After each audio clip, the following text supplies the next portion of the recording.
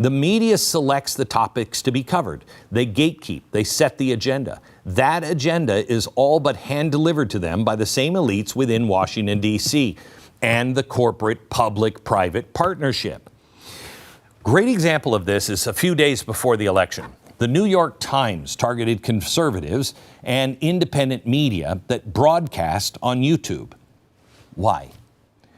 Why were they hand-delivered the talking points by Clinton and Democratic operatives at Media Matters? The elite in government and business set the agenda. Their propagandists in the media churn it out like it's a little demonic factory. Just little demons working, printing this stuff all the time. Chomsky called this. And then it was followed like a Hollywood movie script. Tell me this isn't planned. I'm going to show you something. And this comes from my experience in media. I was 13 when I got into radio. It was 1979. And so I remember what it was like before Reagan came in. And this is both a tale of what can happen with deregulation in a good way and what can happen if we go too far. In the 1980s, when Chomsky wrote this book, 90% of American media was owned by over 50 companies. 90%. You couldn't own, I think it was 3 stations or 7 stations in one town. Couldn't. I think it was 3. I could be wrong. Companies I don't think could be bigger than 7. Well, it's been 40 years. Now, how many people own these companies? Own all of the media. 50% or 50 companies own 90% of the media. What is it now? Today, it is owned by 6. This is the media industrial complex, the propaganda industrial complex. Let me show these on a chart because it's amazing.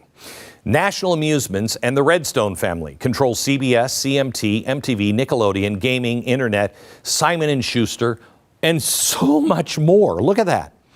Disney and the far-left whack job Bob Iger controls ABC, ESPN, the History Channel, Marvel, Star Wars, video games, print, you name it, they own all of that. Time Warner controls CNN, Warner Brothers, HBO, Turner, video games, internet, print media like Time. Comcast controls NBC, MSNBC, CNBC, Telemundo, the internet, and everything else. Universal Pictures. News Corp and the Murdoch family control Fox, National Geographic, and a ton of others. And Sony, a ton there.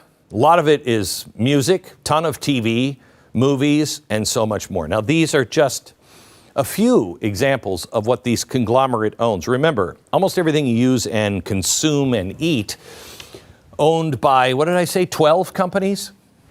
And 6 own what you're talking about every day. Who's controlling the information? The big 6, taken all together, are valued at nearly $500 billion. You want to know why they fought the little guys so much? And lost, by the way, this last Tuesday. They had $500 billion invested in all this crap that now isn't working. So this is what happened. Progressives identified a vulnerability back during the Reagan era. They saw that the eyes and the ears could easily be manipulated through the control of giant corporations and the mass media. So they spent nearly half a century consolidating mass media companies from 50 to 6. The result of their work is devastating.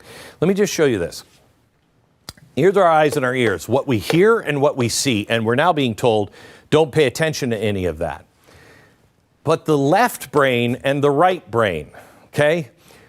We're told that the left brain, the blue part of the brain, is all about reason and science, right? That's not the left brain. That's actually the right brain.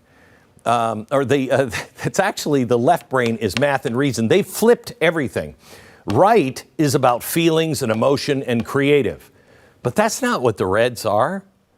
We're more about reason, math. We make our case. They make the case based on feelings. So everything has been jumbled up and mutated into something you don't even recognize anymore. Technology now has made information accessible to more people in the world like never before. I saw something last night I wrote to Stu, and I saw this video of Tucker Carlson and Elon Musk. And they were talking about this new giveaway that he's going to give away $20 billion over the next 30 days. But you have to act right now. And he said, go to Elon 30 or whatever it was. I went there because I watched the video. I went there and I looked at it and it was like, send us half a Bitcoin and we're going to send you that half back plus another half. And I'm like, that doesn't make sense. That's way too good to be true. How? And I went back to the video and I looked at it and I'm like, that's them. I sent it to Stu. Stu said, watch their mouth really carefully. It was AI. It was a deep fake. Truth is going to get harder and harder to find. And the truth has never been more restricted. The cancer that is coming in to the brain from the eyes and the ears, they need massive correction. They need to be cut, replaced. Don't destroy what they're for. Make sure that they work properly, but get the cancer out. In many ways, this process has already begun. Look at the people that joined Donald Trump during this election. Elon Musk, for one, he voted for Obama not once, but twice. Joe Rogan was a Bernie Sanders supporter. RFK Jr. is a Kennedy. Tulsi Gabbard ran the DNC and ran for president for the Democrats. What happened? Donald Trump doesn't win, I think, without all of them coming out to end censorship, to end this madness. Does he win if Elon Musk didn't buy Twitter? I don't think so. Elon Musk opening up Twitter allowed voices to be heard in social media on a mass scale. It's why they went after him so hard. Because once you can see and hear the other side of the argument, and if your brain isn't so twisted up by our education system, and you use some reason and common sense, you're like, wait a minute, something's wrong here. Now, that doesn't mean we agree on everything. It just means they know they've been being played. Now, the way we cut out this cancer is by more competition, more options, ending the partnership between the government and their surrogates, their corporate board members that are all sitting at the tables of the big six.